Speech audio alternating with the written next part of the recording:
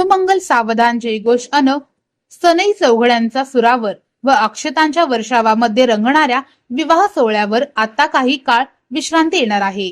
मुख्य विवाह मुहूर्त संपले असून 25 जुलै पासून चातुर्मास सुरू होणार आहे। दिवाळीनंतर सिंहस्थ पर्व असल्याने आता मुख्य विवाह सोहळ्यात खंड पडणार आहे, असे तज्ञ मंडळींचे मत आहे। या धावपळीत लग्न ठरलेल्या घरांमध्ये चिंता पसरली आहे। आता करायचे काय प्रश्न निर्माण झाला आहे।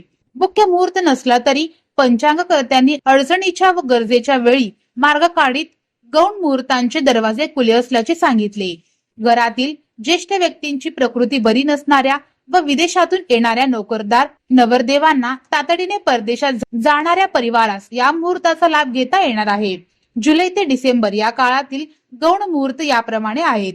जुलै 26, 29, 30, 31, ऑगस्ट 3, 4, 5, 7, 8, 9, 15, 16, 18, 20, 23, 26, 30, 31, सप्टेंबर 4, 5, 13, 21, 25 आणि 26, ऑक्टोबर 12, 14, 16, 19, 20, 21, 24, 25, 26, नोव्हेंबर 3, 12, 15, 16, 17, 25, 26, डिसेंबर 2, 3, 4, 5, 10, 12, 13, 14, 15, 18, 19, 27, 28, 30, 31, जानेवारी 1, 2, 4, 20, 24 असे गौण मुहूर्त आहेत।